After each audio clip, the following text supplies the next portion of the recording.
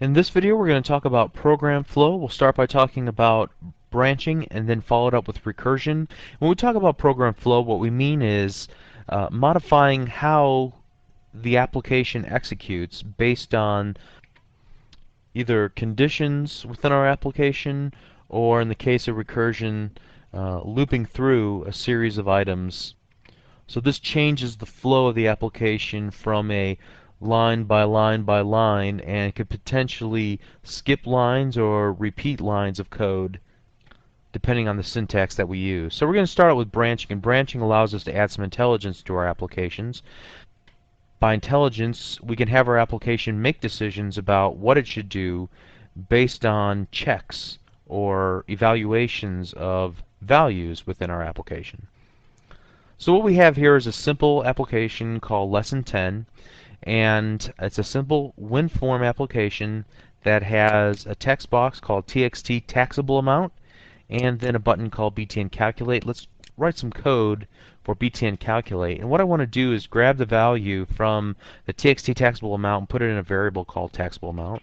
So let's go ahead and dimension a variable taxable amount as double, and then taxable amount equals double dot parse, and then txt taxable amount dot text. So now we have our value. Let's add our first branching statement, and we'll use an if then else statement, or just if then statement to begin with. Taxable amount is greater than 100, then take taxable amount and set it equal to taxable amount times 0.95. So if this line of code is true, if it returns a true, this statement, then we'll execute this line of code. If not, then we'll simply skip this line of code and continue on the program flow throughout the rest of the application. Let's go ahead and add one additional statement to the if-then syntax, and that is else.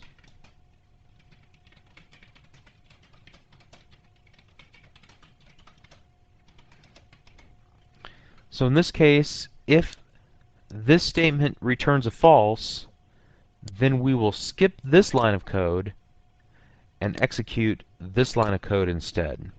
Let's go ahead and run our application one time. Actually, let's stop our application because we have no way of knowing at this point what our result is. So we got to display that in a message box. .show taxable amount .toString, and here we go. Now we're ready to go.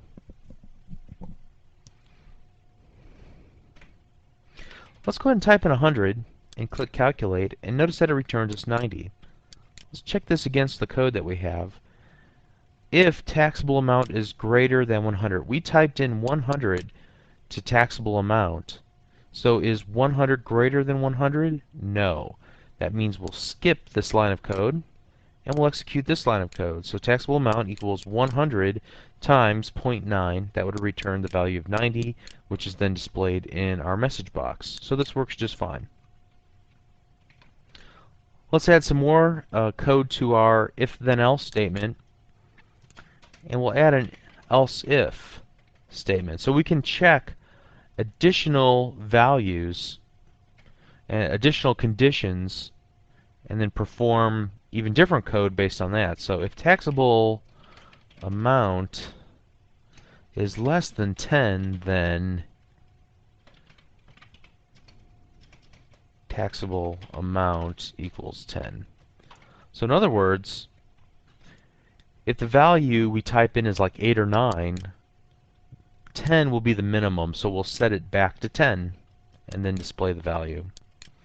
So let's go ahead and run this and see what we get if we were to type in the value of 7. And it returns the value of 10. Perfect. So that's the first type of branching, the if then else statement. Let's add a combo box to our WinForm. Let's set some properties. Let's clear out the text property. Let's change the name to CBO country. And what we'll do is, based on which country is selected, we'll display a new value for the tax rate. So let's type in Canada, USA, UK, and Mexico.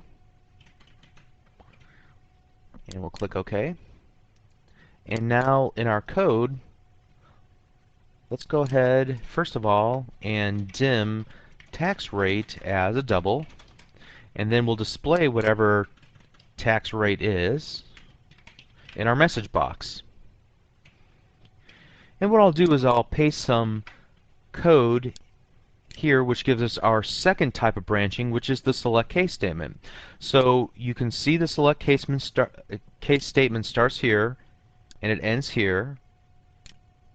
And between those two structures we have a series of case statements, one for Canada, USA, one for UK.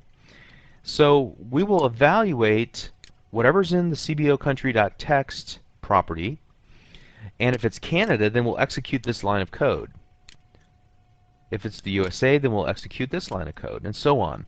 If there's no case statements that match up with what we're evaluating, then it'll fall into this last case statement, which is case else, and we'll set the tax rate equal to 0.05 in that case. So another way to control program flow, to change it from just running through each line linearly, is to use a select case, and based on conditions it will execute one or more lines of code. Now we could easily have multiple lines of code in here as well, just to let you know. And also the case else statement is optional. You don't have to use that, in which case if none of the selections are appropriate, then it'll just not execute any of this code and follow on with whatever code is outside the end select statement. So let's go ahead and save this and run it to demonstrate how it works. Again, we're merely going to just make a selection and click calculate, and it pops open the tax rate in a message box. Let's select Mexico, which doesn't match any of the case statements, and it falls into the case else and sets it to 0.05. So that's the second way and the last way that we're going to look at to control program flow using branching for this example. So now we'll move on to recursion to modify the program flow. We're going to add two text boxes onto our form. And recursion will make a lot more sense whenever we get into arrays and collections, so I'm going to do a very mundane, very easy example right now just so you can see how it's used, although it may not make a whole lot of sense at this point why you would want to use recursion within your applications. What I'm going to do is first of all name this txt for next, and then I'm going to name this one txt do while, to illustrate the two different ways that we're going to demonstrate how to use recursion within our application. I'm going to double click my form, which will give me a form load event that I can write code for. And here what I'll do is dim current item as integer for current item equals 1 to 10. Gotta spell it right. There we go. And what we'll do here is txt for next.text plus equals current item.toString. Let me explain what's going on. Notice after I typed in the for statement and hit the enter key in my keyboard that it automatically gave me the next statement. So anything between the for and the next will run until we've satisfied the requirement of the for statement. In this case, we're going to run this so that current item is 1 to 10. And after the 10th time, it will exit the for next statement and move on into our code. So the for statement is responsible for incrementing current item. We don't have to do that. So let's go ahead and run our application.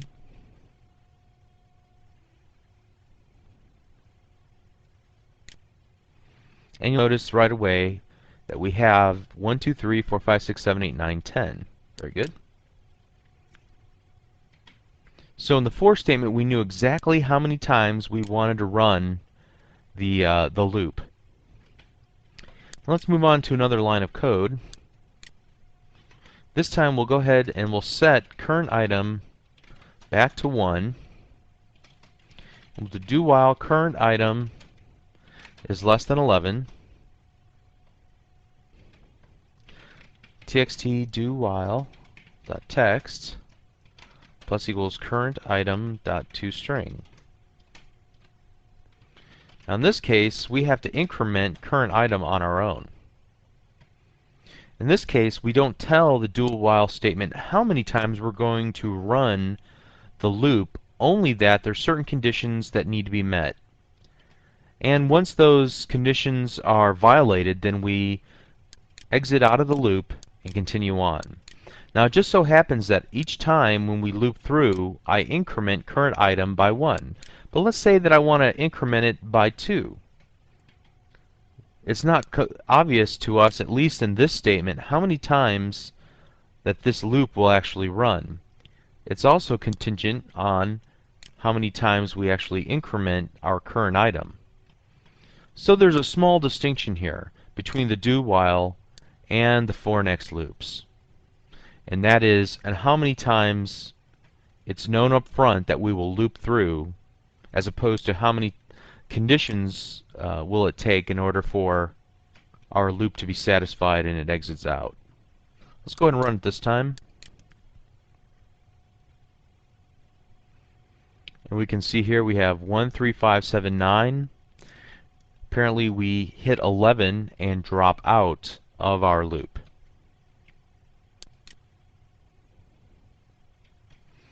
Let's add one more example, and we're going to use both types of program flow together. So let's go current item equals 1 to 10. And this time we'll check if current item equals 4, then show we found item 4.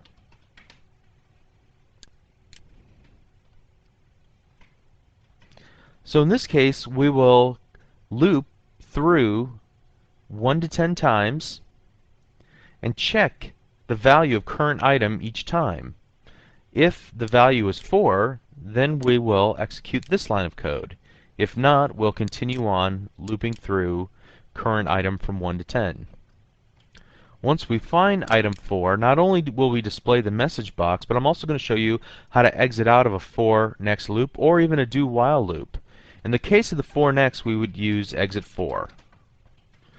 And once we found item 4, it won't execute any more iterations through current item. So it'll only go from 1 to 4 and then exit out. In the case of do while, we would change this to exit while. Of course, this is not going to work in the context of our for next loop. What I'm going to do is set a breakpoint, which is a way for us to peek in on the code as it executes, so we can see how the flow of the program is going. And we'll talk about breakpoints and debugging more later on in this series of lessons. So the yellow line indicates the current line of code that we're on, and I'm going to step through each line of code one by one. We can hold our mouse cursor over an item to find out what its current value is. In this case, current item equals 1. Since it's 1, it skips over messagebox.show and the exit 4. Now, current item equals 2 because of our statement, the for next statement, and it does not satisfy the results of the if statement. Now current item equals 3. Still no luck. Now current item equals 4. Notice what happens. Our if statement is executed. We'll show a message box. We found item 4. We hit our exit 4 statement. I'm going to step through one more line of code and notice that we drop out of our for next loop and go on to the next line of code, which happens to be an exit sub.